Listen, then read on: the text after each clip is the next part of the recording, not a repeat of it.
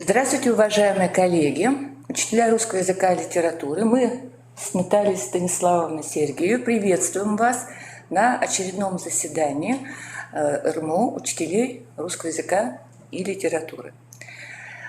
Мы с вами встречались в начале учебного года, сейчас у нас такая промежуточная встреча.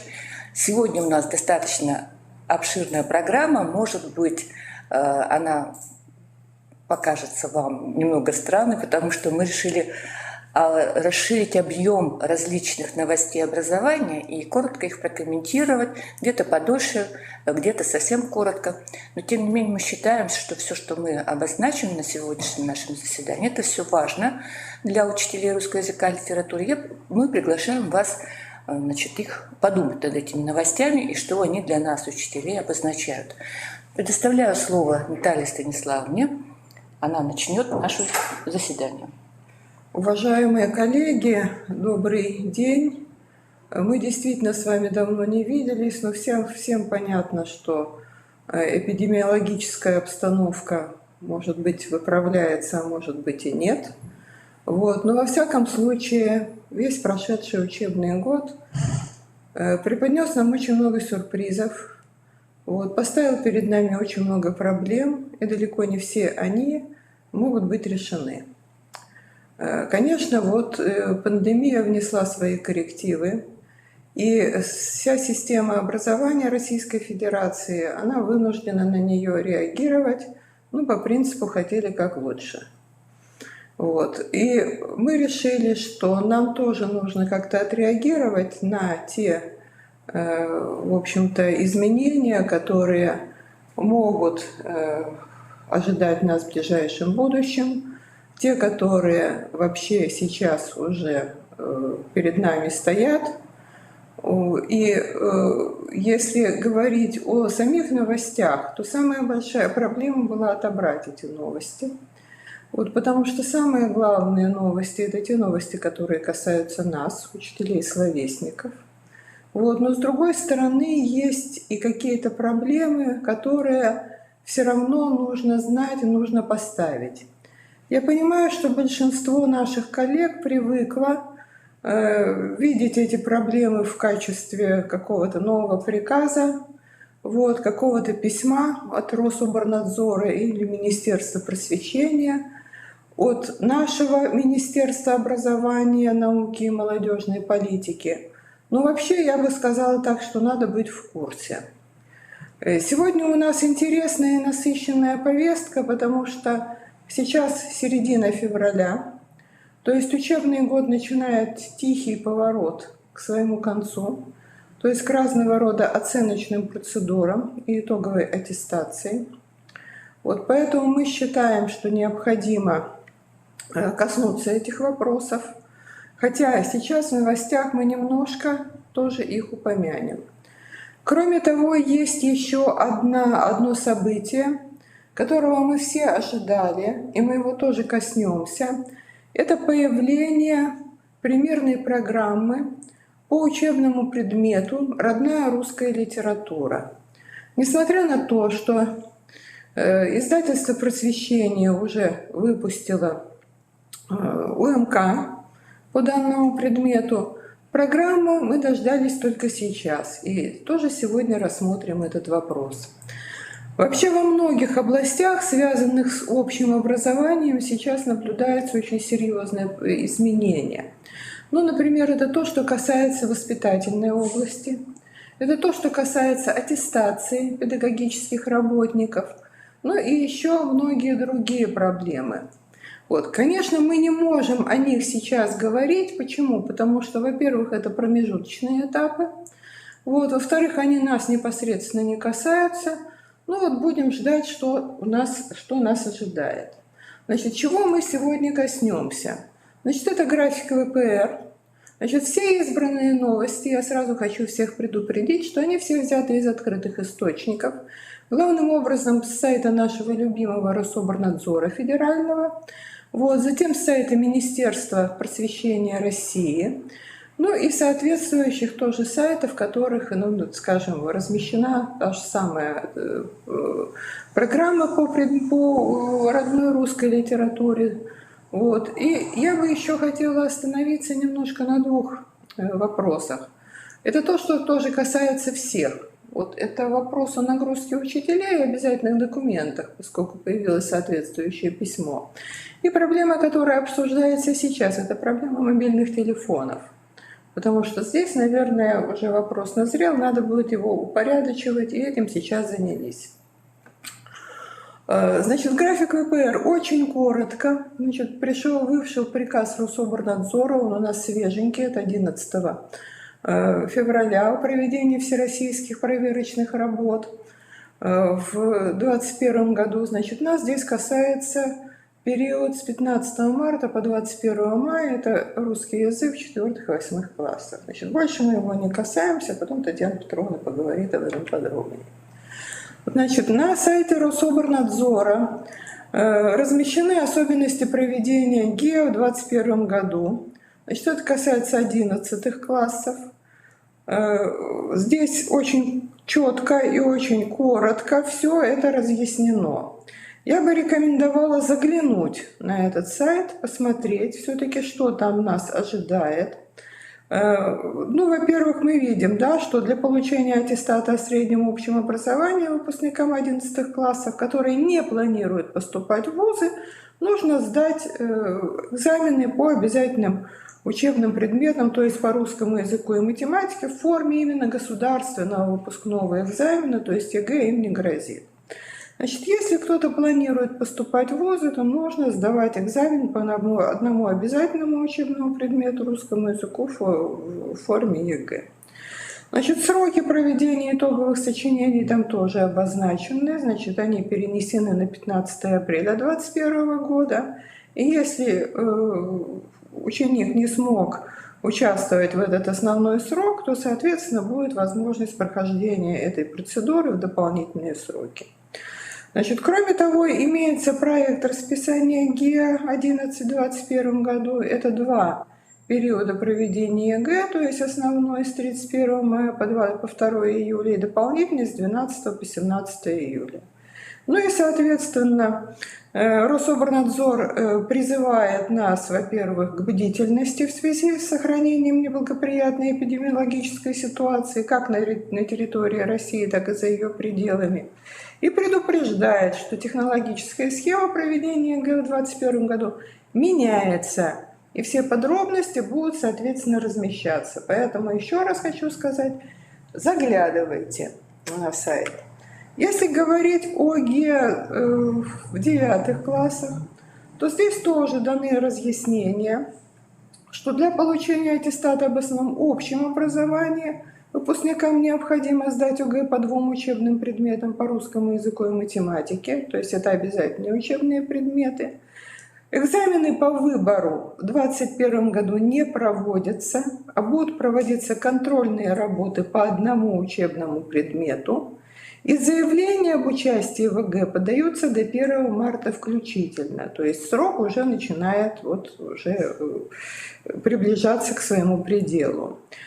И нужно обратить еще внимание, что к ОГЭ допускаются обучающиеся, не имеющие академической задолженности, выполнившие учебный план в полном объеме или индивидуальный учебный план, если таковой предусматривался, и также те, кто имеет результат зачет за итоговое собеседование по русскому языку.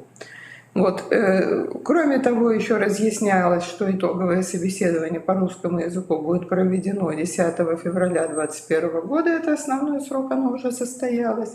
А если кто-то по уважительной причине не мог участвовать в основной срок, то, соответственно, они будут проходить эту процедуру 10 марта и 17 мая 2021 года, то есть в дополнительные сроки. Значит, еще раз хочу сказать, что то же самое касается изменения технологической схемы.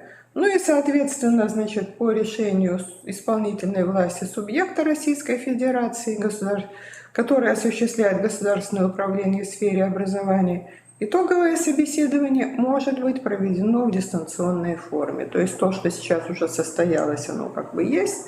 Ну, соответственно, еще будет зависеть от того, как будет выглядеть все в дополнительные сроки. Ну вот и 2 периода проведения ОГЭ определены тоже проектом расписания. Это 24 мая, 2 июля, дополнительный 3-17 сентября. Ну и опять-таки предупреждают о том, чтобы все были внимательны и смотрели, что в связи с той эпидемиологической ситуацией изменения, которые к лучшему резко, наверное, все-таки не будет, вот, могут быть изменяться технологическая схема проведения У нас в ГИА. республике тоже вроде бы все в порядке. Будем надеяться, Я что думаю, будет что каждым днем прошли лучше. уже все устные итоговые собеседования. Да, то есть Надеюсь. то есть вот такие вещи уже у нас для нас не актуальны. Так. Ага. Так, теперь еще раз хочу сказать, что на сайте Рособорнадзора начальник управления Рособорнадзора Игорь Круглинский отвечал на часто задаваемые вопросы о проведении государственной итоговой аттестации школьников в 2021 году. Значит, можно заглянуть на этот сайт, посмотреть ответы на эти вопросы. Этот раздел постоянно пополняется, и, конечно, многие, так сказать, проблемы, они будут сняты и для учителей, и для родителей, и для учащихся. Теперь следующий вопрос. Так. О снижении бумажной нагрузки на учителей. Здесь я бы хотела сказать о том, что в декабре 2020 года состоялся Всероссийский экспертный педсовет, на котором было рассмотрено несколько вопросов, и в том числе этот вопрос об оптимизации документарной нагрузки педагогов общеобразовательных организаций. Докладывал Мелехин, то есть это директор Департамента подготовки и профессионального развития педагогических кадров Министерства просвещения. И это хороший знак. Почему? Потому что очень много обращений по поводу чрезмерной загруженности педагогов бумажной отчетностью. И тот факт, что все-таки этот вопрос был вынесен и рассматривался, это очень важно. Нужно сказать, что довольно много откликов на это было, и интернет-сообщество педагогическое прореагировало на этот доклад. Но обратите внимание, что вопрос рассматривался по итогам того исследования, которое было проведено самим Министерством просвещения. Вот давайте посмотрим. Значит, было проведено анкетирование. Я не буду показывать все слайды здесь, а только самые, так сказать, ключевые и наиболее интересные. И здесь был задан вопрос, достаточно ли времени на подготовку разных видов документов по запросам. И итоговые результаты в процентах в среднем по Российской Федерации выглядят вот таким образом. Обратите внимание на розовую зону. То есть, видите, скорее нет, этого достаточно много. Вот, этого много, и если администрация, она еще как бы так бодренько себя чувствует, то, в общем-то, остальные не очень. Так, рекомендации участников анкетирования тоже предполагалось, и вот здесь посмотрите, здесь в основном связано с нормативно-правовым регулированием. Во-первых, все-таки ввести единый перечень документов, которые оформляются педагогами общеобразовательных организаций, причем это нужно согласовывать с Общероссийским профсоюзом образования. Значит, четкое закрепление должностных обязанностей педагогов, связанных с документарной нагрузкой, и типовые формы должностных инструкций. Это нормативный запрет на запросы информации, которая может быть получена из открытых источников данных информационных систем. Исключительно актуальное предложение. Единый реестр отчетности общеобразовательных организаций, потому что очень многие проблемы с введением этого реестра, они снимутся. Так, вот теперь давайте посмотрим. Значит, было сравнение бумажной и электронной отчетности. Поглядите, бумажная и электронная, они различаются по цветам.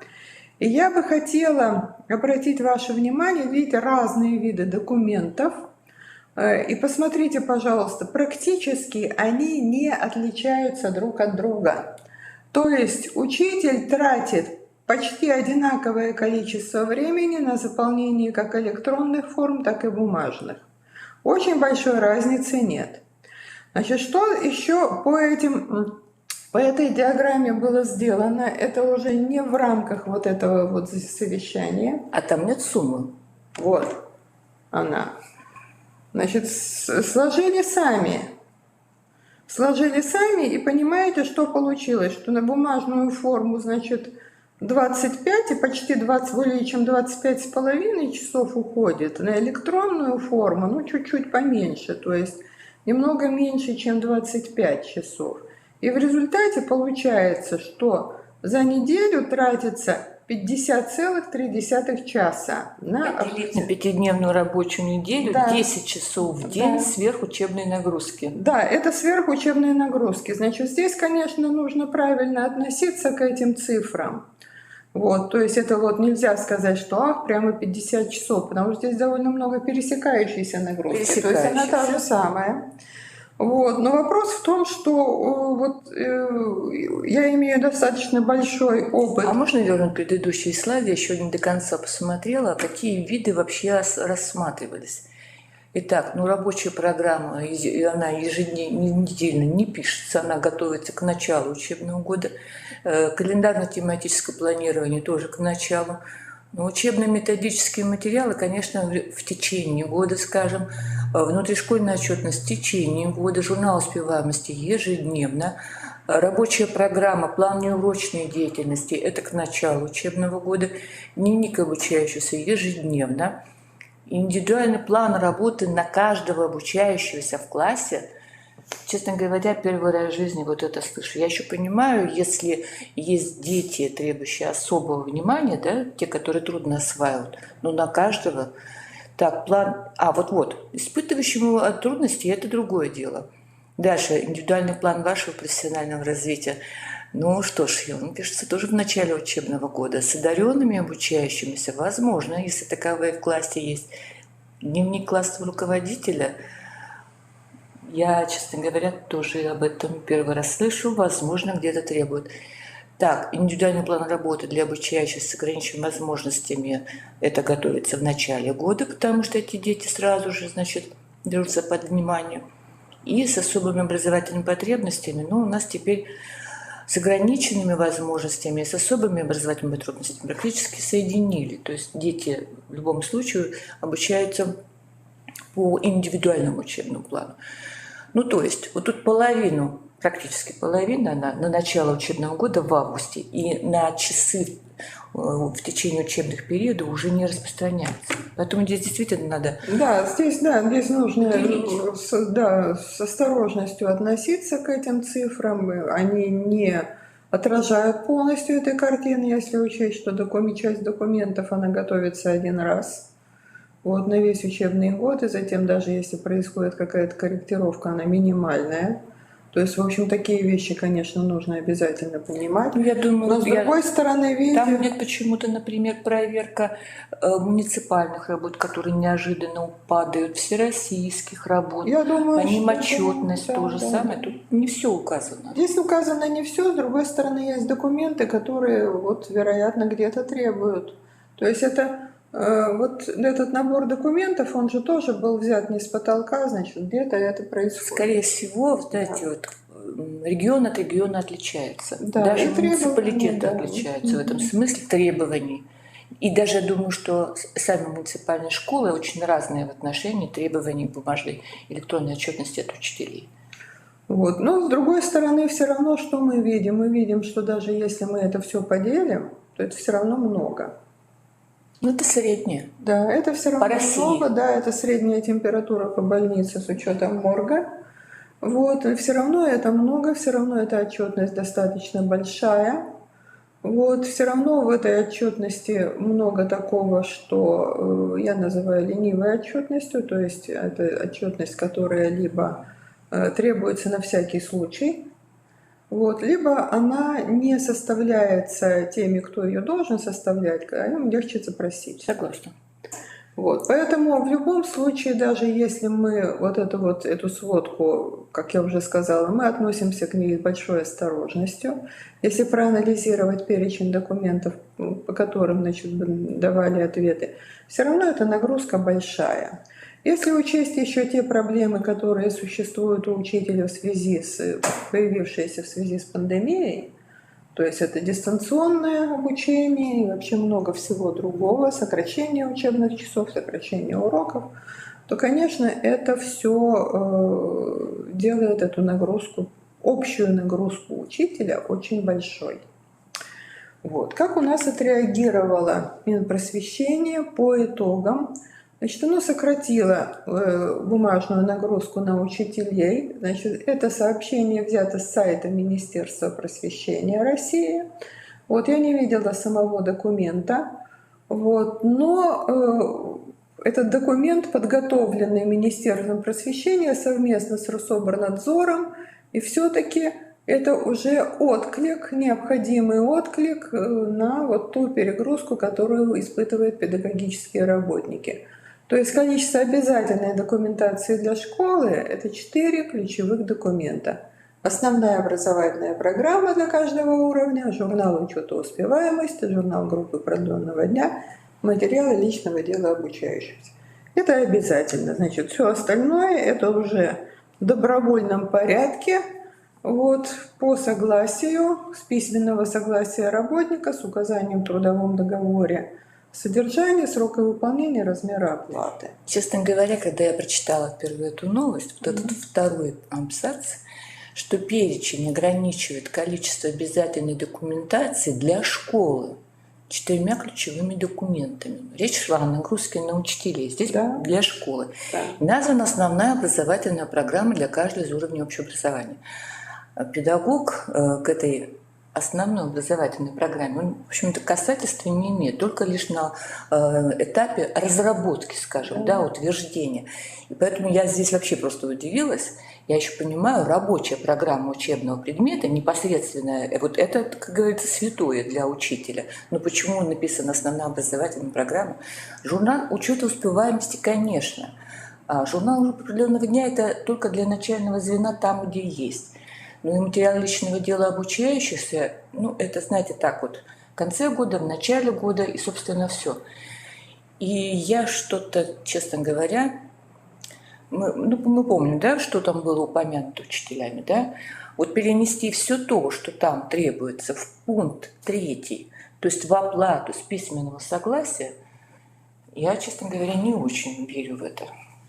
Вот. И, возможно, в основную образовательную программу вообще вот включаются еще и рабочие программы дисциплины вот у нас. Да, просто для учителя основная образовательная программа – это не его, понимаете, территория, не его территория. Да, как содержание рабочих программ, но тогда надо было так и написать. Вот. Я так полагаю, что это, по крайней мере, какое-то движение, начало. Потому что в том случае... хотя, подождите, вот еще началом прозвучало то, что с января месяца у нас изменились требования к ведению сайтов. И вот там, значит, изменился список требований к представлению информации. Вот как раз они сказали, что основная информация должна получаться с официального сайта школы. И вот там как раз делается акцент на машиночитаемости текста, о том, чтобы переделать именно так, чтобы оттуда можно было брать. И получается, что только запрашивать они могут только то, что отсутствует на сайте. Да. А вот все остальное, пожалуйста, вот здесь вот. Да. И четкий список того, что должно быть. Да. Поэтому я думаю, это как продолжение вот этой деятельности. Да, это конечно. было в декабре, а это с января месяца. Да, это действительно это звенья одной цепи. Конечно. Вот. И понятно, что это все будет очень непросто. Но, с другой стороны, может быть, один раз сделать и потом немножко облегчить себе жизнь. Будем оптимистами. Да, будем надеяться, будем оптимистами. Так, теперь что еще? Значит, следующий вопрос, который касается смартфонов. Вот, я думаю, смартфонов. Есть еще другие мобильные телефоны. Да, есть еще мобильные телефоны разного рода. В общем, Рособорнадзор везде протрубил, это в основных средствах массовой информации, о том, что использовать личные мобильные телефоны в образовании запрещено. Вот. Можно что? Планшеты, ноутбуки. Вот. И начальник управления санитарного надзора, она об этом сказала. И, в общем, конечно, первое, на что обратили внимание, это был директор НИИ гигиены и охраны здоровья детей Владислав Кучма. Он обратил внимание на то, что до 80% детей пользуются для обучения смартфонами. Вот, конечно, это все интенсифицировалось в связи с пандемией. И на самом деле он совершенно прав, это действительно очень неблагоприятно. Почему? Потому что это маленький очень экран. Вот, санитарным нормам не соответствует ни размер шрифта, ни расстояние до дисплея. Вот. Кроме того, Роспотребнадзор уточнил, что дети могут смартфоны носить, потому что им нужна коммуникация, нужна связь с родителями. Но для обучения этого использовать нельзя. Нужно пользоваться компьютерами, планшетами, моноблоками, интерактивными досками. В настоящее время проходят общественные слушания на тему «Новые санитарные правила, принятые Роспотребнадзором в сфере воспитания, обучения, отдыха и оздоровления детей и молодежи». Значит, определенный отклик вот тоже на эти слушания, он был и у нас в республике не далее, как вчера, потому что наш министр образования Наталья Владимировна Якимова на своей странице ВКонтакте как раз призвала высказать свое мнение по использованию устройств мобильной связи в школах. Вот. Она призвала к обсуждению и родителей, и педагогов. Значит, соответствующая анкета размещена как вот на странице ВКонтакте, так, в общем, можно посмотреть и на сайте Коминформа. Вот. Здесь очень интересно, что санитарные эпидемиологические требования к организации воспитания, обучения, отдыха, оздоровления детей и молодежи, утвержденные постановлением главного государственного санитарного врача от 28 сентября 2020 года, в них определено, что для образовательных целей мобильные средства связи использоваться не должны. Но при этом, посмотрите, федеральный закон об образовании в Российской Федерации прямого запрета ограничения на использование устройств мобильной связи в школах Российской Федерации не вводит. Это, конечно, интересная логика, потому что, что теперь, гаджеты будут появляться, каждый раз федеральное законодательство менять. Посмотрите, давайте возьмем тут период дистанционного обучения. Сколько было видео, когда дети из далеких, отдаленных окраин, где у них связь единственная вообще с миром, это через смартфон, они куда-то выезжали на дорогу, на какую-то возвышенность, чтобы просто поймать вот эту связь, и узнать, какое домашнее задание им задали. Поэтому то, что они говорят, что нельзя использовать, к сожалению. Приходится. Но другой вопрос, что когда это вынужденная мера, когда действительно ребенок идет с этим смартфоном для того, чтобы попасть в эту полосу сигнала, а совсем другое дело, когда он на уроке сидит и не отрывается. И у него как я уже вам говорила, некоторые дети предпочитают вместо бумажной литературы, тоже, например, художественной литературы, выходить на своем смартфоне и говорят: а я здесь читаю. Но я что-то полагаю, что... Наталья Владимировна говорит о том, что порядок использования устройств мобильной связи в школах Коми там необходимо определить до 1 апреля 2021 года. То есть пока каждая образовательная организация, она вправе решать этот вопрос самостоятельно. Но решение должно приниматься с учетом мнения советов обучающихся, советов родителей, представительных органов и так далее. То есть всех, кто участвует в этом образовательной организации, органы самоуправления. Поэтому сейчас собираются эти мнения. Но то, что нужно что-то делать, это очевидно. В определенных случаях, это очевидно. То, что это стало проблемой, это тоже очевидно. Поэтому давайте высказывать свое мнение, давайте все-таки что-то предлагать, потому что есть возможность в свободной форме изложить это в представленной анкете, и через как раз группу ВКонтакте. Потому что действительно нужно что-то делать. Я очень хорошо это себе представляю, потому что потом эти дети приходят к нам.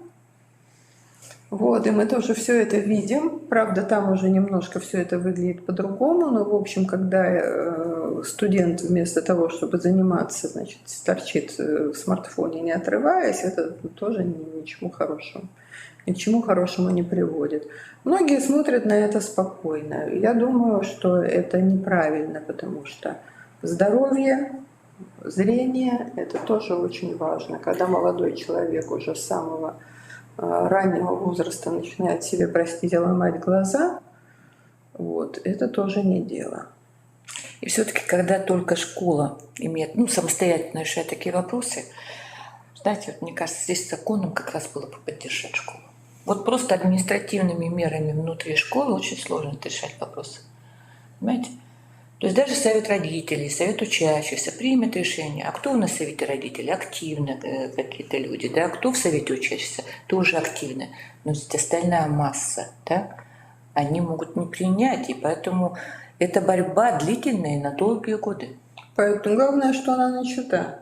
Но это тоже важно. Да, она начата, и то, что она начинает осмысляться, и то, что эту проблему начинают видеть, и то, что действительно нужно что-то определять, это на самом деле так и важно. То есть нормативная регламентация необходима, вот на мой взгляд. А там уже куда? В ящик при входе, вот, или просто выключите в сумку, или еще каким-то образом, но что-то надо делать, потому что в школу все-таки приходит ученик учиться, а не в смартфоне торчать. Я надеюсь, что все-таки школы будут технически все лучше обеспечиваться. Планшет все-таки это гораздо, экран, дисплей гораздо больше. И на нем уже и можно работать во время урока. Будем ждать.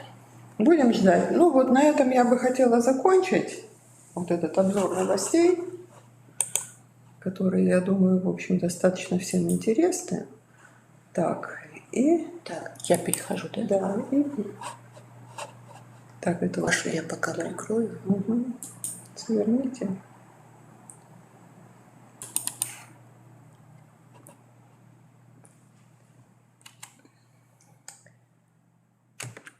Так, значит, у меня немножко... Мы с Натальей Станиславовной, когда обсуждали, какие мы новости образования будем обсуждать, я все-таки не могла не сказать, коллеги, новости о ВГОС. Если коротко сказать, новостей, собственно, нет.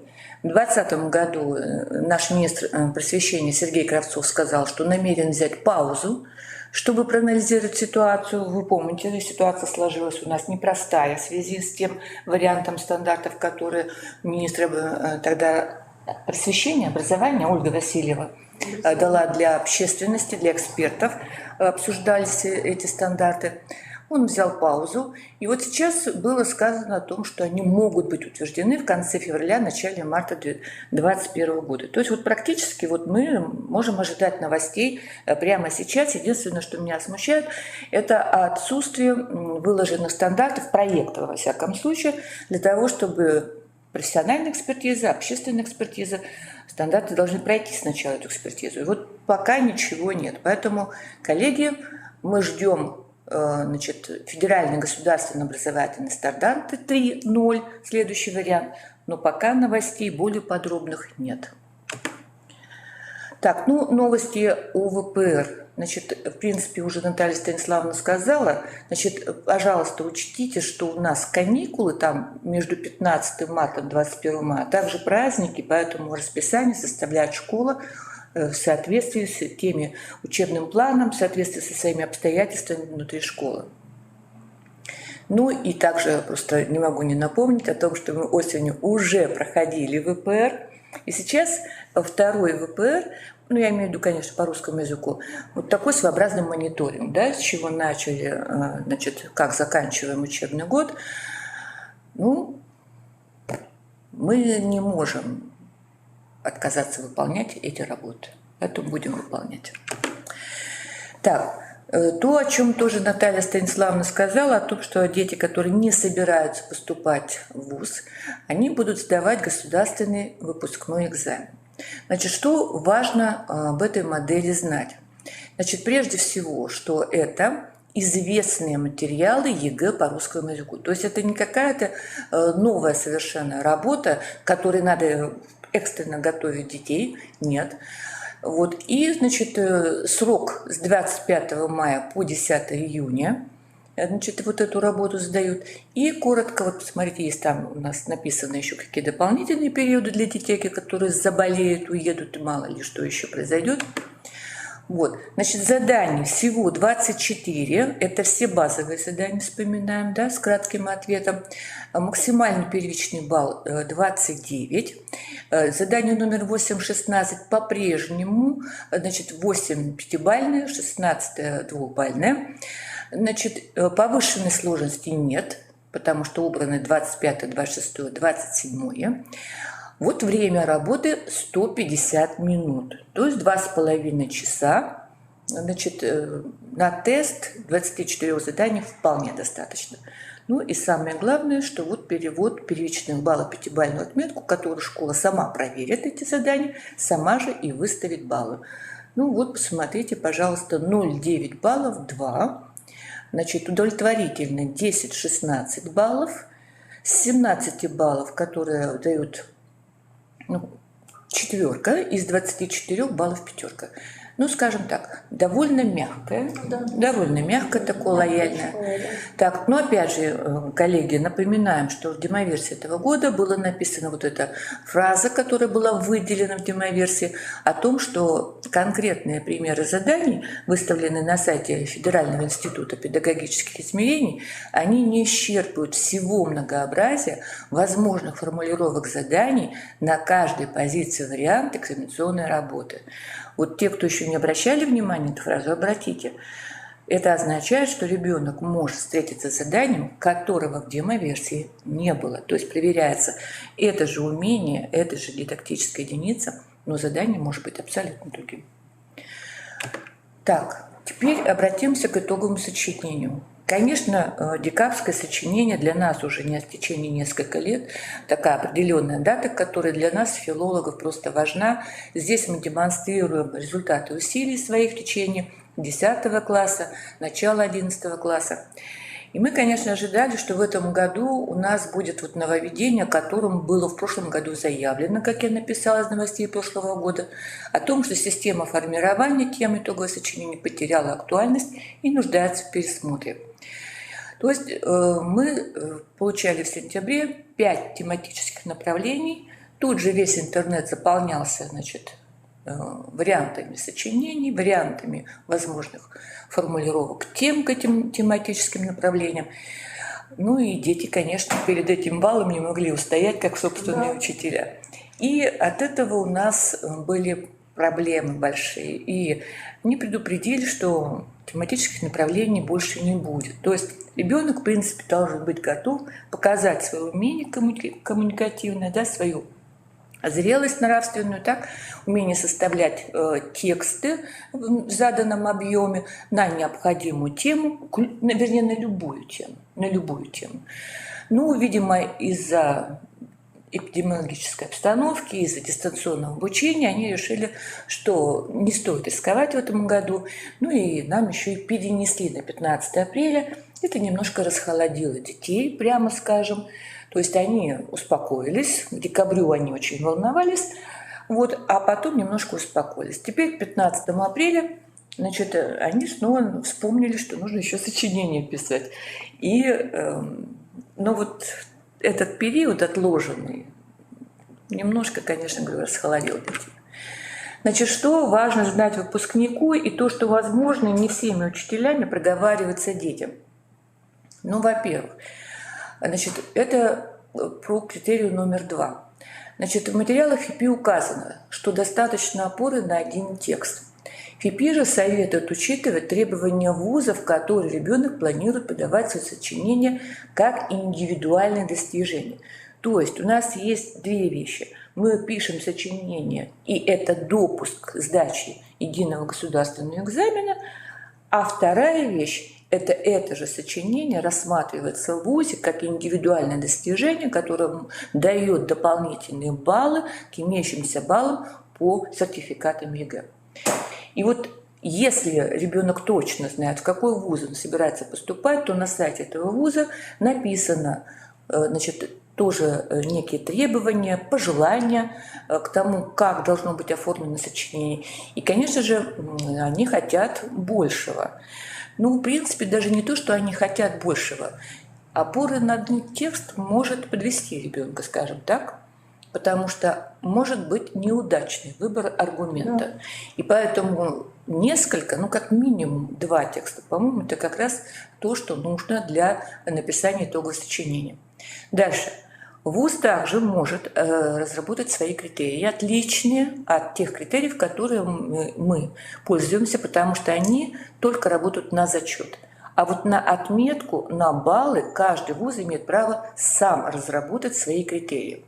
Далее, они могут также потребовать вузы не только литературные аргументы, но опору и на другие виды искусства, исторические факты. То есть сочинение должно быть содержательно, гораздо глубже и шире. Ну и поэтому, вот я посмотрите, там написала, что в связи с чем все это? Дело в том, что наш президент России Владимир Владимирович Путин попросил парламент ускорить принятие законопроекта, расширяющего автономию вузов. И то, о чем я говорю, собственно, и относится к автономии. Так? То есть, вот это, что вуз уже имеет вот эти права на свои критерии, на свои какие-то требования к сочинению, это как раз вот из этой автономии. Ну и это может означать следующее, что система поступления в ВУЗ, она становится смешанной. То есть ЕГЭ становится не единственным экзаменом, по которому поступают в ВУЗ. То есть грядет модернизация единого государственного экзамена, и если вузам позволят проводить собственные вступительные экзамены, так, то у нас теперь уже получится ЕГЭ становится то ли вторичным, то ли дополняющим таким элементом к поступлению в ВУЗ. Ну, мы знали, что ЕГЭ будет развиваться, вернее, ГИА, будет развиваться. И вот сейчас мы, в общем-то, присутствуем при том, как вот уже первые какие-то звоночки прозвенели, и направление уже указано. Да, это очень важно, потому что получается так, что отбор в вузы начинается в школе. И если раньше это определяло только баллы ЕГЭ, то теперь это становится многоаспектным. Вот, теперь это становится комплексным, потому что, во-первых, туда уже не идут те, кто изначально решил не идти в вуз. Кроме того, если раньше выпускник мог прийти туда со своим сертификатом ЕГЭ, и это решало все проблемы сразу, то теперь это все проблемы не решает. То есть усложняется система отбора в вузы. Вот. И это тоже нужно обязательно иметь в виду. То есть если выпускник рассчитывает на какие-то дополнительные баллы, на какие-то дополнительные преференции при поступлении, он должен думать об этом до того, как. Да. До того, как он дошел вообще до ГИА, он должен думать об этом очень рано. Я считаю, что так. То есть, конечно, не с 1 класса там, и не с 5, но тогда, когда с 10 класса. Да, но как минимум с 10 класса он должен об этом думать. Потому что, вот исходя из своего опыта, я могу сказать, что сочинение, которое построено и на литературном материале, и на материале других видов искусств, и на материале историческом, это очень сложная задача для выпускника общеобразовательной школы. Вот, поэтому это действительно, если такие критерии будут введены, и если вузу будет позволено, а уже известно, что некоторым вузам позволено их вводить в качестве эксперимента, то, конечно, это не будет уравнивать шансы всех при поступлении. Будет очень дифференцированный отбор. Над этим надо задуматься, потому что это как бы наша задача. Может быть, улучшится качество абитуриентов? Будем надеяться, что улучшится качество абитуриентов, потому что, по сути дела, придется, кто хочет получить высшее образование, тот, соответственно, должен будет над этим задуматься очень хорошо. Так, ну что ж, Вот посмотрите, тут приведены примеры, некоторые вузы, которые уже в прошлом году за итоговое сочинение, как за индивидуальное достижение, давали баллы. Скажете немного, но вы понимаете, что когда речь идет о том, как вот, ну, я обычно вот смотрю вот эту вот кривую, да, средних баллов по России, значит, по предмету русский язык, самая большая толстая часть, вот она серединная. То есть это огромное количество выпускников с примерно одинаковым количеством баллов.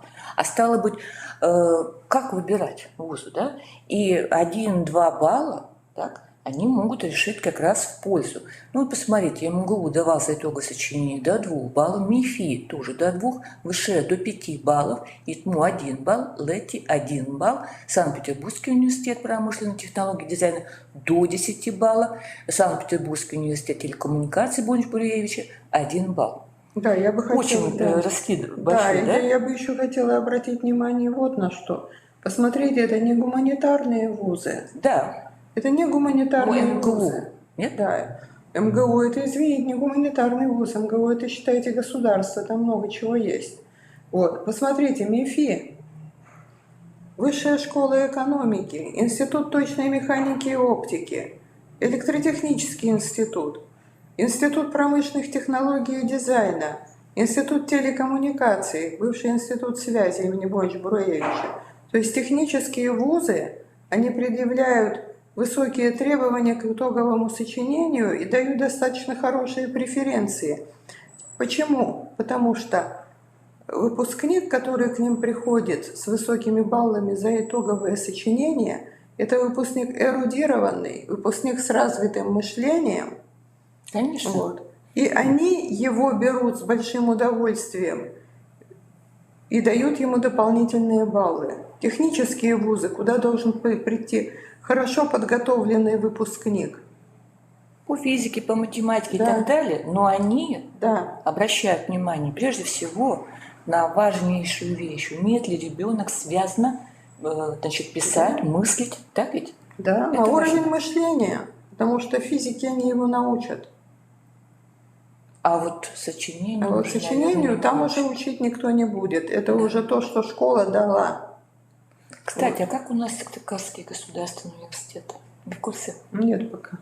А вот в следующий раз я у вас попрошу вот узнать, есть у нас преференции, как вы говорите, для поступающих. Видимо, даже вот эта информация, я так полагаю, она не доходит до широкого круга выпускников. Если бы они знали об этом, то, может быть, они бы к сочинению немножко относились бы иначе. И даже от учителя бы требовали, что вот так, давайте не только на зачет, а давайте так, чтобы это могло, значит, сработать как индивидуальное достижение. Вот, к сожалению, вот выпускники, которыми я работаю, ну, правда, выпускники, конечно, разные, но тем не менее, в основном для них это только допуск. Я могу сказать так, что, например, наш физмат-лицей, наш физмат-лицей, Сыктывкарский, он всегда придавал большое значение гуманитарной подготовке. Вот, то есть он не был таким односторонним лицеем, то есть они обращали на это внимание изначально. И это очень правильный подход. Это очень правильный, очень верный подход. Так, ну что ж, пойдемте дальше.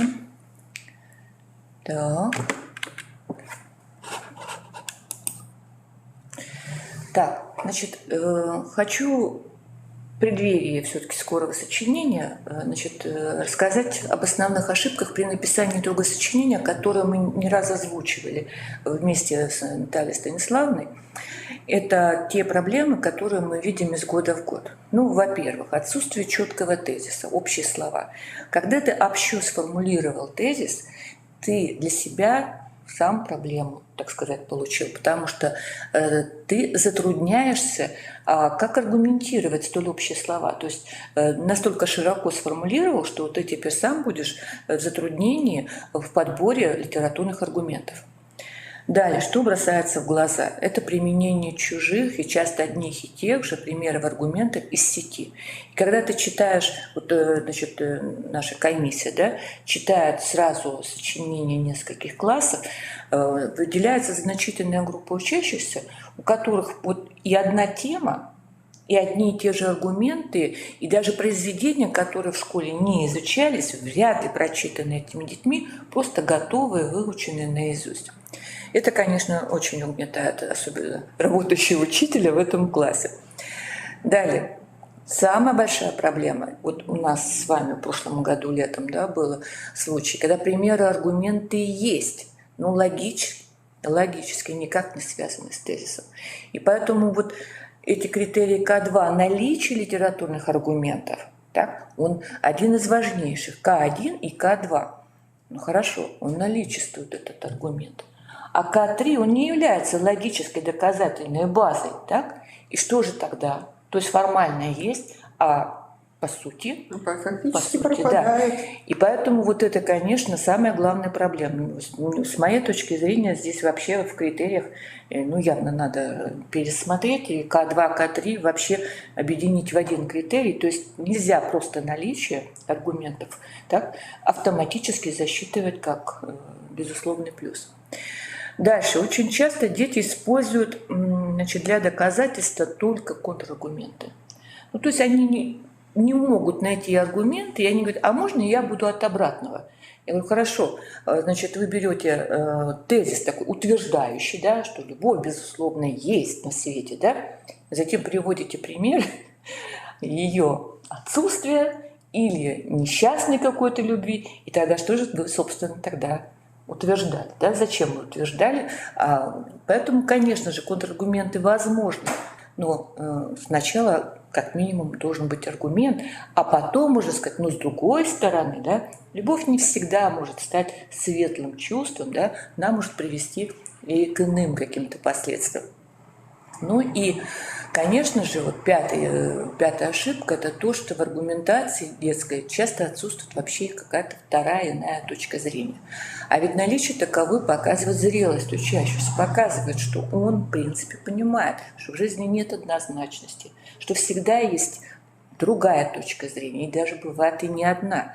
И поэтому обычно детям рекомендую 2 абзаца. С одной стороны – и с другой стороны.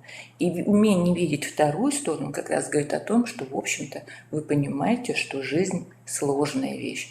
И литература, отражающая реальность, тоже неоднозначна, и наши авторы никогда не дают однозначных ответов на вечные вопросы бытия. Поэтому к 15 апреля просто напоминание о том, какие основные ошибки мы обнаружим при перепроверке итогов сочинений. Так, что как в качестве совета могу сказать? Часто я по сети тоже гуляю, смотрю, что там предлагается детям. И, конечно, аргументация не всегда качественна, прямо так и скажем. Коротко, буквально в 1-2 предложениях излагается сюжет, так? Потом выворачивается на нужный факт, так? И все. И получается аргумент такой компактный, маленький и не предполагающий, да и не имеющий, собственно, никакого анализа, никакой интерпретации, никакого углубления. И поэтому я просто хочу напомнить, что, собственно, может послужить аргументацией. Так? Это, во-первых, авторские позиции, имеется в виду художественных произведений, да? Авторская позиция позиция автора одного художественного произведения, а эта же тема, скажем, у другого автора совершенно иная позиция. Дальше. Мнение литературных критиков. Мы по программе изучаем литературных критиков и до сих пор изучаем в 9 классах и в 10 классах, поэтому не надо забывать про них. Тот же Писарев, так, Добролюбов. Это же глубокие работы, которые сами по себе представляют собой ценность. То, как автор рассматривает художественное произведение, что он в них видит. Дальше суждения героев. Очень мало. Дети, они в основном из произведения вытаскивают сюжетную сторону, сюжетную линию, а там, где он думает, размышляет, разговаривает с кем-то. Почему-то дети редко вообще и суждения героев представляют как аргумент. Дальше. Поступки героев. Поступок одного героя поступок другого героя. Или поступок героя этого же, ну, в динамике по времени, да. Дальше. Сюжеты героев. Так, сюжет Маши Мироновой – это один сюжет, сюжет Алексея Швабрина – другой сюжет. И их надо просто вытащить из «Капитанской дочки».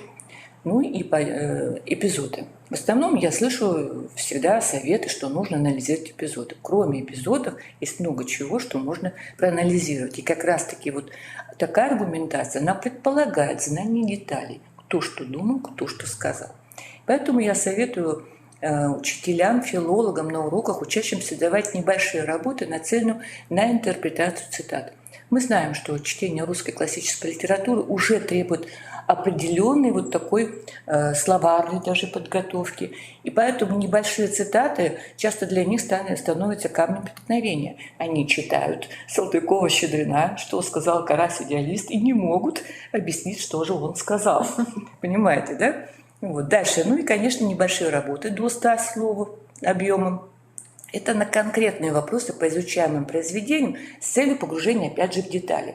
Вот когда они в течение года вот пишут такие маленькие работы с погружением в детали, то я думаю, что это откладывается в памяти и затем пойдет в аргументацию сочинений. Я здесь привожу примеры, например, тематическое направление возьмем, забвению не подлежит и время перемен. Значит, самые спорные в 11 и 10 классах тематические направления в связи с теми общественно-политическими событиями, которые у нас происходили в России в последнее время. Ну вот, пожалуйста, например, Исаак Бабель «Кунармия», значит, новелла «Письмо». По мнению рассказчика, оно, письмо, не заслуживает забвения. Вы согласны? Почему? То есть вот здесь уже нельзя не ответить, не прочитав.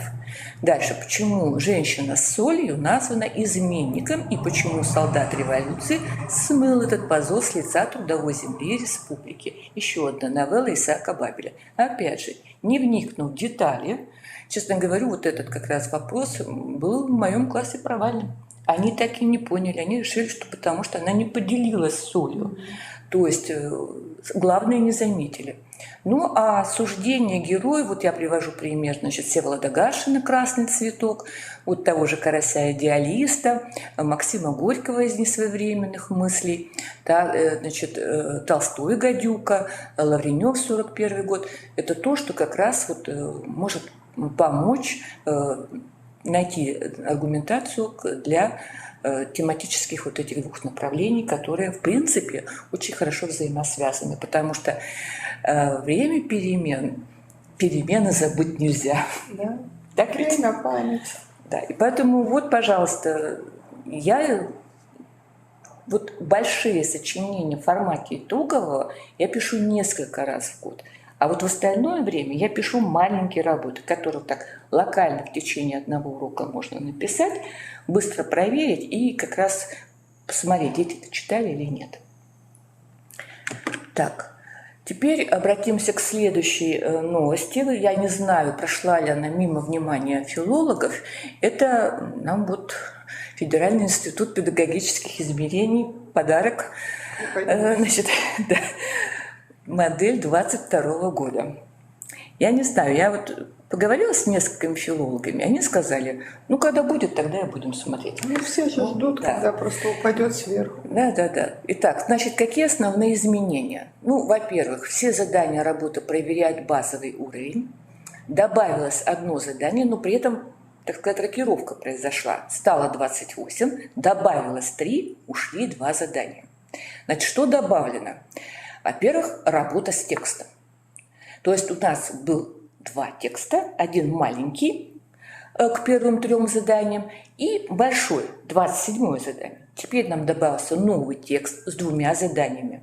Так? И еще одно задание, номер 22, на анализ построения микротекста. То есть, вы понимаете, вот в какую сторону все идет. Дальше, что исключено? 2 задания на пунктуацию.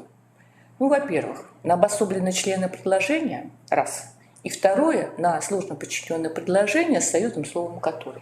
Ну, я согласна, что вот это самое легкое, пожалуй, вот задание с сложно подчиненное предложение, с «которой». Но вот на обособленные члены предложения, прямо так и скажу, это просто камень преткновения. Это то, что было ими освоено где-то в 7-8 классе и очень глубоко давно забыто. Особенно такие вещи, как уточняющие члены предложения. Да. Дальше. Изменена очередность заданий на речевые, грамматические нормы ударения. Ну, понятно, что когда новые задания приходят, там двигается вся нумерация текста, то есть заданий. Ну и количество первичных баллов увеличилось до 60. Так, но время осталось тоже 210 минут. И вот то, что написано далее, задание номер 1.22, сложное по содержанию, это мое личное мнение. Вы можете с ним не согласиться, коллеги. Дальше. Я считаю, что задание номер 22 тоже имеет дополнительную сложность. Но временные затраты на выполнение заданий увеличились, а время на выполнение всего теста, оно осталось прежним. И более того, вот эти сложные, по моему мнению, задания, они оцениваются всего в 1 балл, базовый. Я думаю, что это как бы пробный шар, потому что на самом деле вот это вот задание, которое показывает умение выпускника обращаться с текстовые навыки его, навыки работы с текстом, они на самом деле еще не отработаны. Вот у меня такое. Ну, посмотрите, у нас как шло. Базовые, повышенного уровня сложности, высокого уровня сложности были баллы. И вот когда ребенок решал это, да, потом суммировалось, переводилось статистически 100 баллов, да, и можно было выполнить немного заданий и получить достаточно высокий балл. Мы уже в этом году столкнулись с тем, что у нас практически, высокий уровень сложности давно ушел, самые такие дорогие баллы, да. Теперь осталось всего 3 задания повышенного уровня сложности, а теперь, да, у нас практически все базовые. То есть все стоят 1 балл, и этот балл равен все равно 1 баллу. А задания при этом очень непростые. В прошлом году вот появление задания номер 21, где нужно всю теорию пунктуации в одном задании проверяется 1 балл. То есть я лично считаю, что у нас вот ЕГЭ усложняется. Ну, усложняется, но дело в том, что в том случае, если выпускник не освоит эти задания, то есть если он их выполнит плохо или не Давайте выполнит, посмотрим. то он немного потеряет. Посильны ли эти задания? Давайте посмотрим. Давайте. Вот, пожалуйста, новое задание номер 1. Дан текст достаточно объемный. Посмотрите, я там, конечно, уже выделила, значит, разными цветами. И вот нужно указать варианты ответов, прочитав данный текст, в которых даны верные характеристики фрагмента текста. И нужно просто выбрать номера, так? Но сами формулировки ответов. Формулировки есть очень сложные. Да. Есть очень сложные. То есть ему мало того, что надо прочитать, содержательно освоить, так? Но даже у него ведь не спрашивается по содержанию. У него вопросы вообще связаны с другим. Вот. Большинство глаголов в тексте теряет значение конкретного физического действия. Вот сама фраза по себе, она требует отдельной работы. Дальше. Связующую функцию специальных средств. То есть, понимаете, здесь терминология, так, очень много терминологии. Дети у нас уже разучились вообще читать, значит, научно-учебные тексты, и они боюсь, что вот они просто не поймут, что, собственно, написано. Я думаю, что это задание пробного типа, поэтому у них они мало. Думаете, оно более упрощенным будет? Нет, я не думаю, что он будет упрощенным. Я думаю, что их хотят посмотреть. Ну, посмотреть-то посмотреть, но это имеется в виду, что они его включат в модель, проведут экзамены, будут дети, которые это. Но с другой стороны, если такое задание стоит немного, то и потери будут не очень большие. Так у нас там все равно не стоит теперь немного. Вот, И поэтому посмотрите еще второе задание да. сюда же. Продолжите фразу, самостоятельно подберите термин, который должен стоять на месте пропуска. Запишите этот термин, текст относится к стилю речи. Конечно, стили речи мы изучаем, как и типы речи. К типам речи они более-менее уже привыкли, потому что это традиционное задание ЕГЭ. Но вот к стилю. До стиля, как правило, не доходит. Мы все время сталкиваемся с этими проблемами при проверке конкурсных работ на этапе и региональном, и федеральном. Вот, всероссийских конкурс сочинений. Там 2 или 3 вопроса, связанные со стилями. Вот, фактически даже хорошие участники, они все, по всем этим 3 показателям, они дают результаты самые низкие по сравнению со всеми остальными. Они не видят этих стилей, вот, не различают. И когда мы говорим об этом с учителями, то, как правило, мы встречаем: нам не до стилей, мы не успеваем. Вот. Мы предлагали в свое время неоднократно, потому что каждый раз, когда мы проводим проверку, от нас очень часто просят анализ критериев. Вот. И мы предлагали о том, чтобы стилевой критерий либо редуцировать, вот, либо как-то сократить, потому что это действительно слабое место. Но пока никакого отклика на это не получено. То есть я, по-моему, уже года 3 проверяю эти работы, и каждый раз фактически критерии те же самые. Не знаю, что будет в этом году, вот, но вот это на самом деле проблема.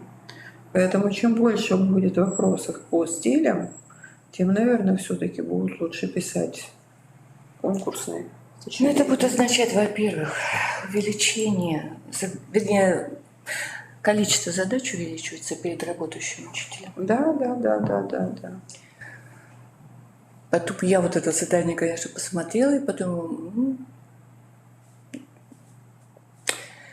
с моей точки зрения, в классах, в которых я работаю, у меня обычно сборная солянка, я даже боюсь думать об этом.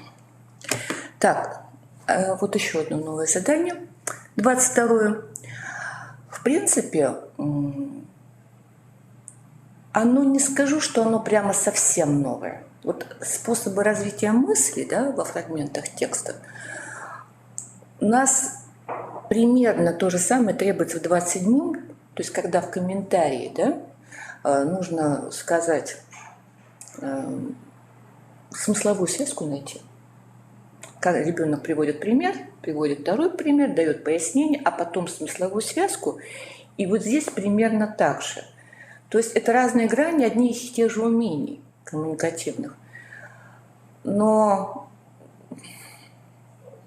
как раз с различными способами развития мысли пока у нас напряженка. То есть если это не отработать, то это будут очень большие проблемы.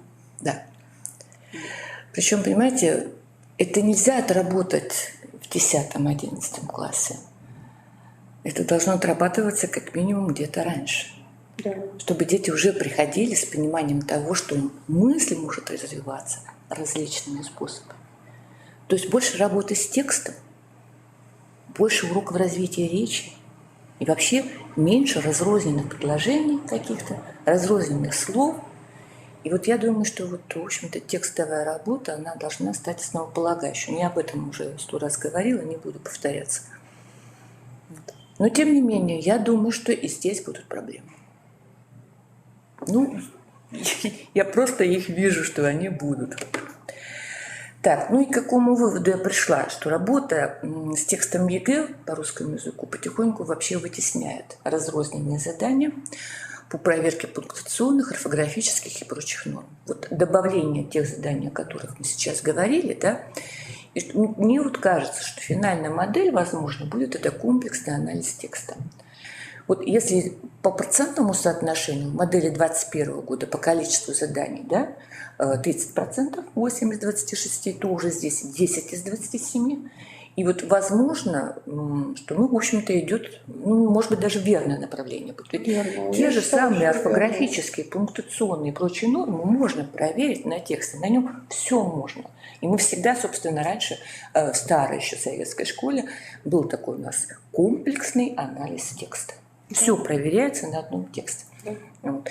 И гармонично, я думаю, будут смотреться задания в этом же тексте и на постановку знаков препинания, пропущенных букв, и паронимы там, пожалуйста, напишите оба паронима, пусть выбирают, какой нужен, да, и так далее. То есть все можно сделать, то есть всю модель можно изменить. Она от этого, по-моему, только выиграет. Чем вот увеличивать количество разрозненных текстов и разрозненных заданий к этим текстам. Ну, мне кажется, что вот мы идем именно в этом направлении. Так, теперь я хочу поделиться, коллеги, с вами. Я в этом году пошла в 10 классы в соответствии с федеральными государственными образовательными стандартами. И вот хочу поделиться просто своим мнением о том, как преподавать предметную область русский язык и литература и русский, родной русский язык и родная русская литература. Так, значит, с чем столкнулись? Ну, учебный план. Он дает определенное количество часов, нужно выбирать, предлагать элективные курсы. И, в общем-то, я давно лелеяла эту мысль. У меня был русский язык всегда 2 часа. Конечно, многие скажут, вот, 2 часа. Тем не менее, у меня на русский язык обязательный предмет было всегда 2 часа. Но что меня смущало? То, что нужно было эти 2 часа потратить на программу, которая, ну, скажем, я не скажу, что она не имеет отношения к ЕГЭ, но тем не менее, там одна как бы вот, только работа с текстом. А вторая цель, это, в общем-то, повторение всего курса русского языка, да? И вот эти 2 часа нужно было как-то так построить и рабочую программу, и календарно-тематическое планирование, чтобы они не смешивались, понимаете? Я подумала, а теперь вот можно очень хорошо. Ты программу проходишь на обязательном предмете, а элективный курс по подготовке конкретно к решению тестовых заданий ЕГЭ у тебя 2 час, то есть целевая направленность ясна, так? Очень хорошо. Записываются только те дети, которые хотят. Потому что многие ходят к репетиторам, сами занимаются самоподготовкой. Я вижу, таких детей становится больше, которые хотят и работают эффективнее сами. Тем более у нас сейчас есть дистанционные всевозможные ресурсы, да. Простите, электронные ресурсы, да? Где можно самому очень хорошо вот это все сделать. Далее, литература у меня было 4 часа. Вот. И тоже, что было сложно, нужно пройти, так сказать, теоретическую часть литературы и при этом научить писать сочинения. То есть нужно очень много, особенно в 10 классе, обучающего характера работ по написанию сочинений, потому что, к сожалению, в 10 класс приходят дети, не наученные писать сочинения вообще. Вот они, понятно, там дело готовятся к ОГЭ, в котором не предусмотрено это сочинение, и я не могу упрекнуть коллег, просто факт есть факт. В 10 классе начинаем практически с нуля. И решила, что вот итоговое сочинение 2 часа в неделю будет хорошо. И плюс родная русская литература 1 час. Вот посмотрите, вот такую нагрузку я взяла себе в 10 классе. Ну, в принципе, я уже сказала, чему посвящены обычные предметы литературы русской. А также я написала, какой мониторинг я провожу по русскому языку. 3 работы в формате ЕГЭ, причем в 10 классе, да. Вот. Ну, с учетом, конечно, времени урока в 2021 году, 30 минут у нас. Вот. По литературе сочинение в формате итогового. Так, а в остальном проблемные вопросы по произведению. Ну и за 2 года 6 сочинений крупных и промежуточная аттестация тоже в формате итогового сочинения. Вот с русской родной литературой я, конечно, поломала голову. Честно говоря, я не проводила опроса у детей, что бы они хотели, но и у кого было и проводить-то, потому что еще неизвестно было, кто придет. Они писали свои заявления в 10 класс летом, когда я была в отпуске. И я по своему усмотрению решила взять русскую фантастику 20 века, потому что сама ее люблю. И, конечно, не готова была к тому, что дети не любят фантастику. Хотя они не сказали, что они не любят русскую, просто сказали, что фантастика их не увлекает.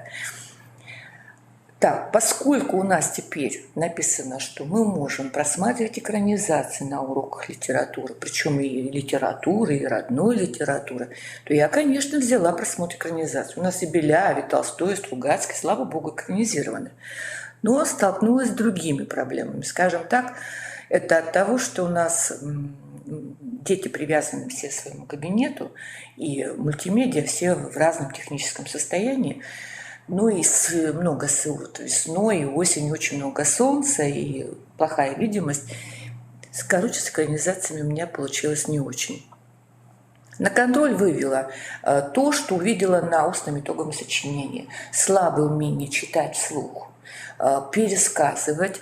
Дальше слабое умение делать доклады по теме с презентацией, не опираясь на презентацию, то есть не читая с презентации, да? То есть презентация, и ты говоришь сам, не читая откуда-либо. Ну и развернутые ответы на вопросы. Ну, сейчас уже конец года, мы сейчас как раз проходим «Братья Стругацких», вот, но на 11 класс предположительно хотела бы взять историю русской антиутопии или все-таки, может быть, детская юношеская литература 20 века, именно советская литература. Но или же все-таки провести опрос. Провести опрос и с учетом их мнения выбрать вот этот курс. Ну, первый раз, как говорится, всегда вот так вот получается. Но, что я еще хотела сказать? Значит, ну вот здесь у меня написано, что я на 11 класс, значит, итоговое сочинение у меня в 10 заканчивается. То есть в 11 классе, по идее, они должны быть уже научены, и уже нет необходимости в таком элективном курсе. А вот в 11 классе 2 часа выделила на содержательный анализ текста, то есть на подготовку к заданию номер 27. Вот теперь получается 22, 1 и 2, если перспективная модель будет утверждена в качестве основной.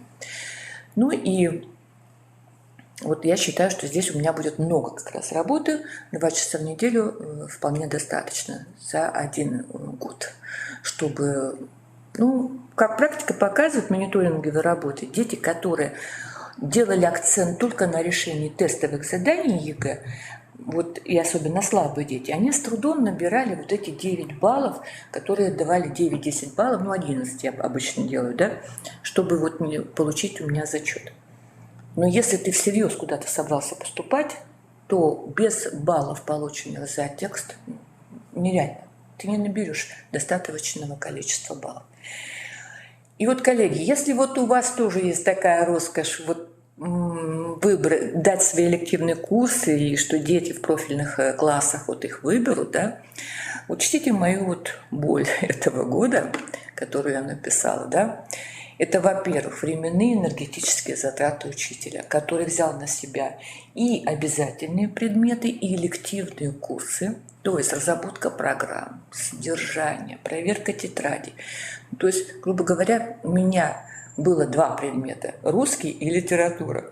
Теперь у меня 3 предмета, добавляется русская родная литература и 2 элективных курса, 5 подготовок. И обоюдная усталость учителя и класса. То есть мы 8 часов в неделю с ними встречаемся. Это практически 4-я часть учебного времени я провожу с 10 классом. Поэтому вот рекомендую, что если вы берете элективный курс итогового сочинения в 10 классе, не берите 2 часа, берите 1 час. 34 часов будет вполне достаточно. Вот это мой совет, это вот то, что моя боль за этот год. Ну, я, конечно, могу здесь только предположить, что многие скажут, ну, Татьяна Петровна, вам дали такую роскошь, столько часов на элективные курсы, а нам вообще не дали, да, то есть или разобрали на психологию, на право, на финансовую грамотность, еще на что-нибудь, и никто не выбрал наши элективные курсы. Такая возможность тоже может быть. Ну вот я просто, скажем, вот решилась взять и устала, немножко устала за этот год. Ну, конечно.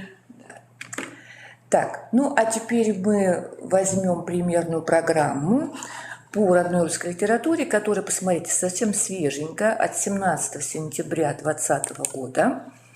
И, значит, прокомментирует нам ее Наталья Станиславовна, а я тоже где-нибудь свои 5 копеек ставлю. А где же ваши? Где же ваши? Здесь. Так, вот мы сейчас возьмем, отодвинем. Это вот Это здесь. ваша, правильно? Так, и вот это тут она. Итак, мы с Натальей Станиславовной пару лет, да, Да. говорили обо всех этих, об этой программе и для старшей школы. Так, ну что ж, уважаемые коллеги, действительно у нас, в общем-то, появилась примерная программа по учебному предмету «Родная русская литература» уровня общего образования, то есть 5-9 класс. Вот, в принципе, об этой программе я знала еще в августе, потому что проводили вебинар, издательство «Просвещение» проводило вебинар по своему ОМК. Вот, но я бы сказала так, что они очень сильно друг с другом не связаны, потому что просто показывали, что есть такая программа, и говорили, что она вот-вот будет включена в реестр. Она включена в сентябре. Вот, если говорить об особенностях программы, то здесь подход он совершенно обычный для курсов подобного рода. То есть это своя специфика, дополнительный характер курса.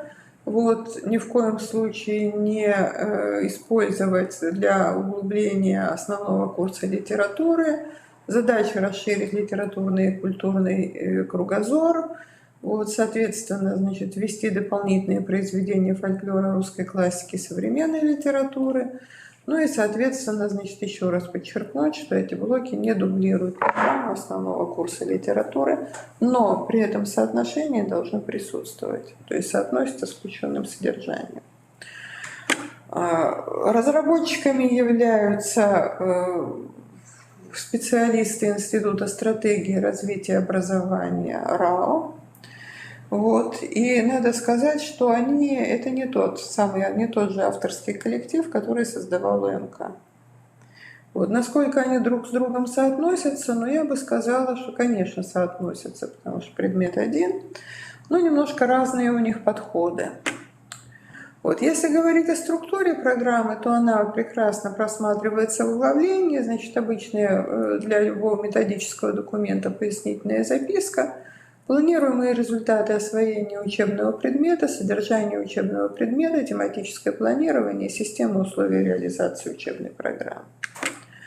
Вот. Если говорить об особенностях программы, то я бы хотела обратить внимание вот на что. На обязательное изучение предмета на этапе основного общего образования отводится 170 часов.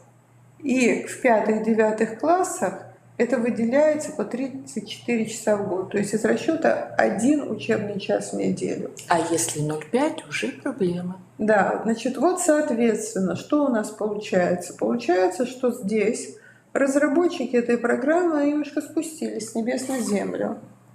Вот, потому что 1 учебный час в неделю – это, как правило, почти норма сейчас. Ну, вот. По-русскому они где-то замахивались на 2 часа. Вот о чем и речь, что они спустились с небес на землю, потому что вот то количество часов, которые отводились в свое время по родному русскому языку, оно, конечно, не соответствовало тем реальным возможностям, которыми располагает школа.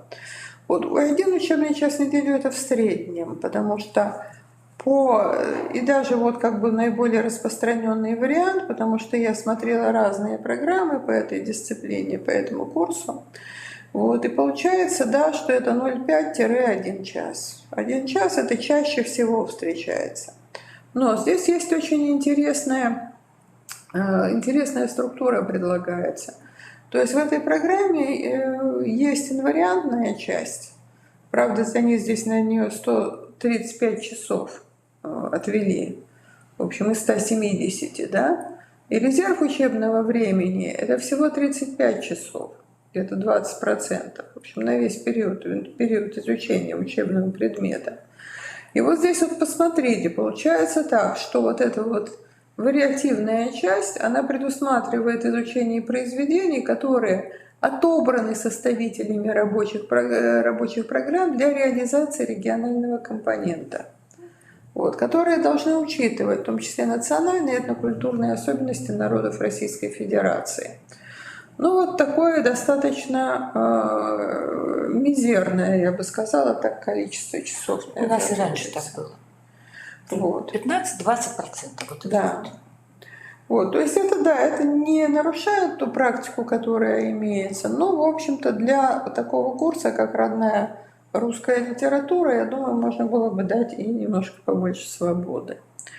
Вот эта инвариантная часть, она прописана в программе достаточно подробно. И я не буду ее показывать. Почему? Потому что программу каждый может посмотреть в реестре примерных программ. Она достаточно большая, она развернутая, в ней есть 40 страниц. Вот, и там все это прописано.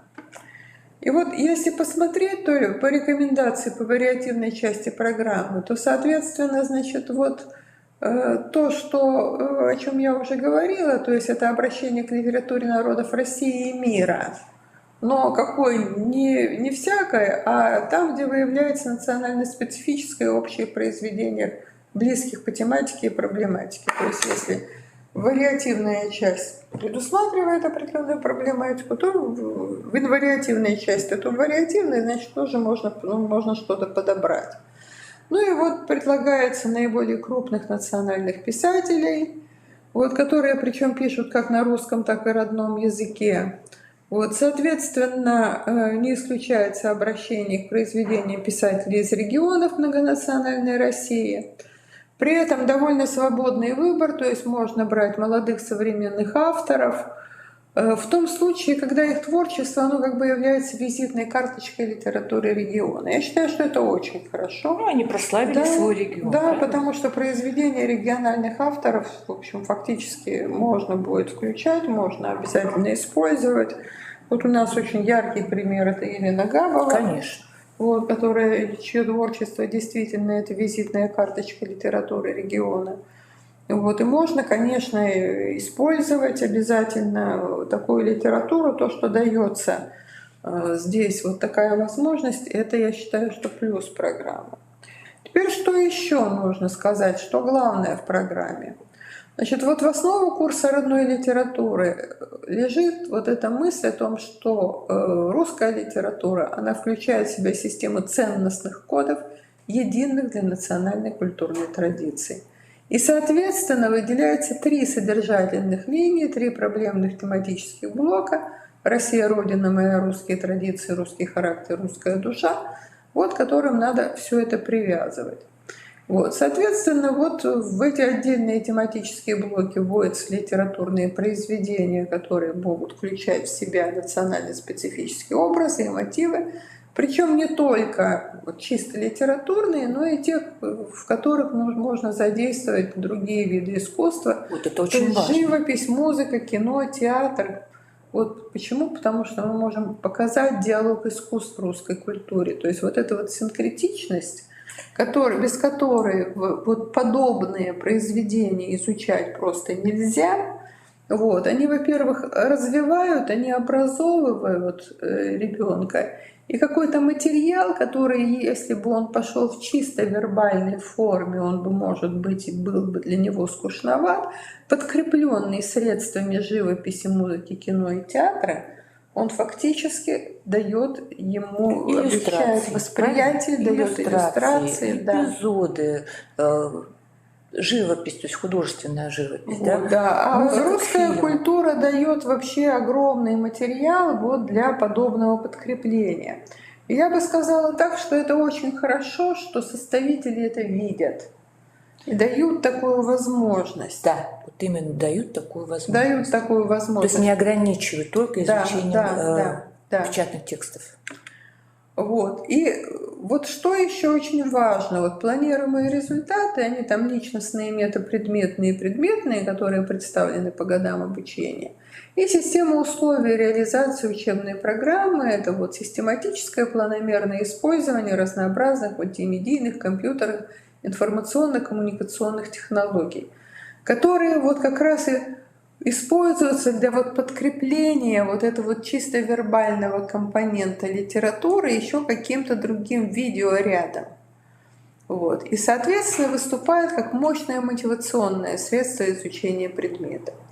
И поэтому я, например, когда ознакомилась с этой программой, с некоторым скепсисом определенным, вот, наблюдая УМК, которое было представлено мне в августе, я подумала о том, что программа это хорошая, что она, в общем-то, мыслящая программа.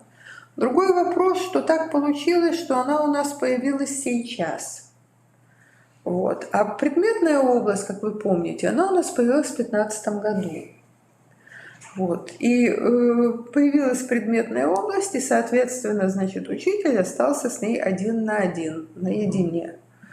Вот. Нужно было что-то делать, и каждый выходил из положения как мог.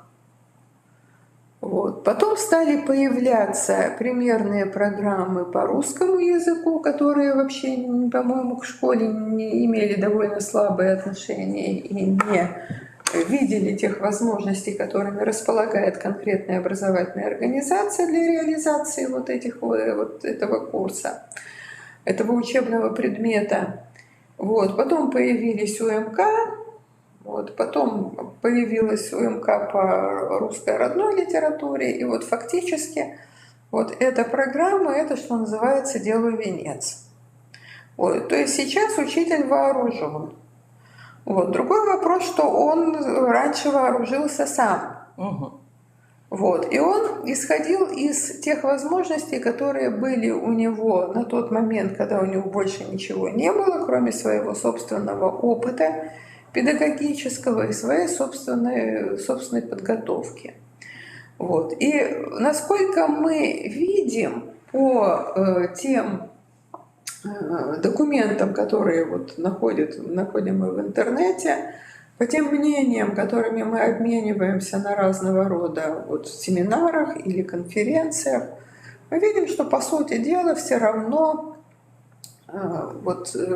реализация вот этого учебного предмета, она идет, во-первых, вот тем путем, который здесь обозначен, то есть рассматриваются и раскрываются определенные ценности русской культуры. И в то же время вот эта вот родная русская литература, она зачастую преподается еще и таким образом, чтобы у детей был интерес. То есть она еще и выполняет еще целый ряд задач, которые, может быть, перед ней не ставили, вот, но которые концепцию ставила. которые являются очень важными.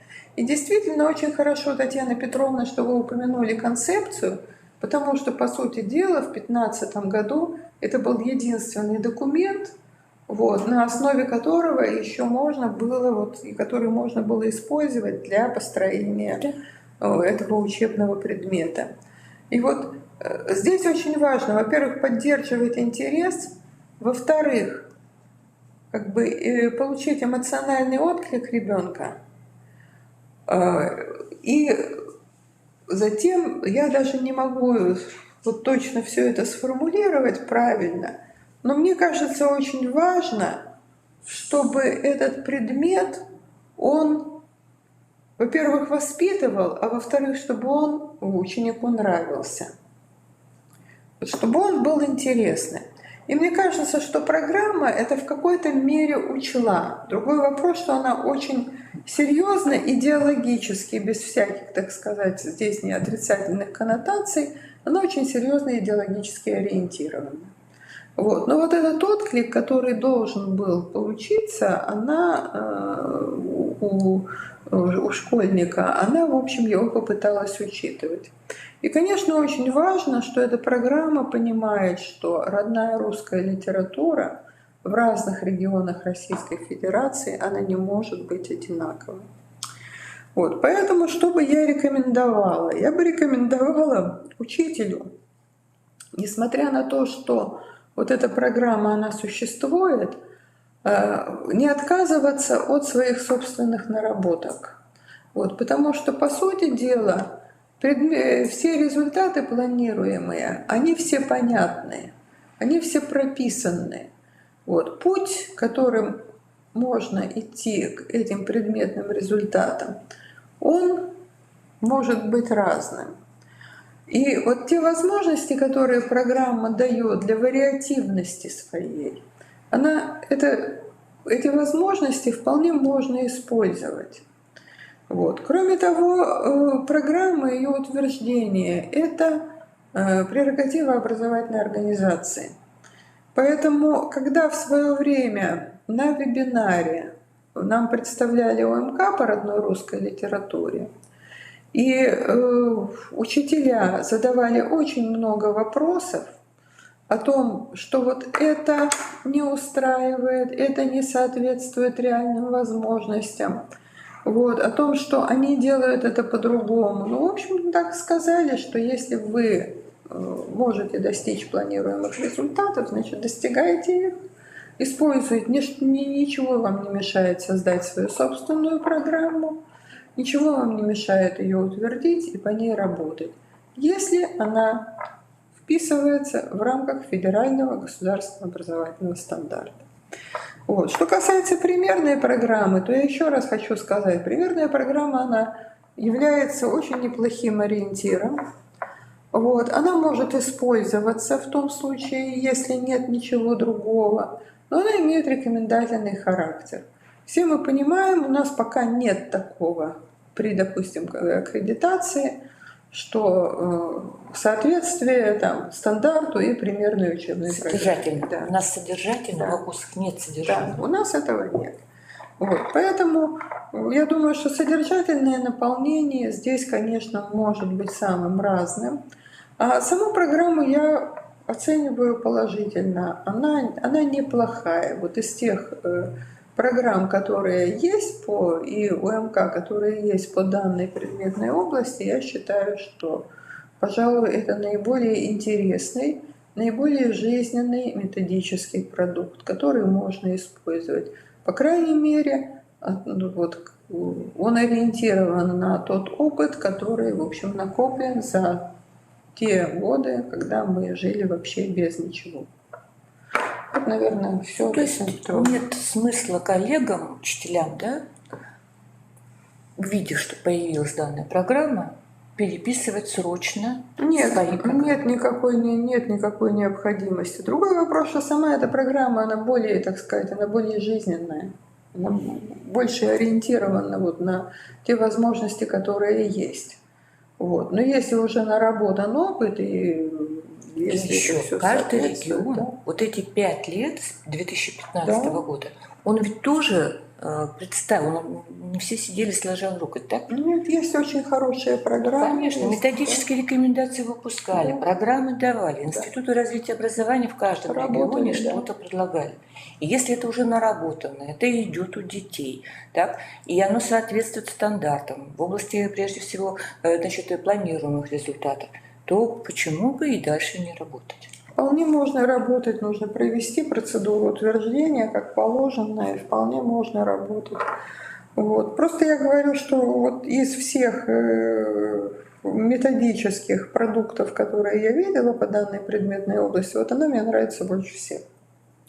Ну и все равно, даже при условии использования данной примерной программы, объем часов наполовину вас очень хорошо ограничит.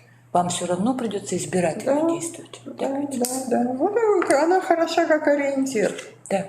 Вот. И точно она хороша еще тем, что она дает возможность варьирования.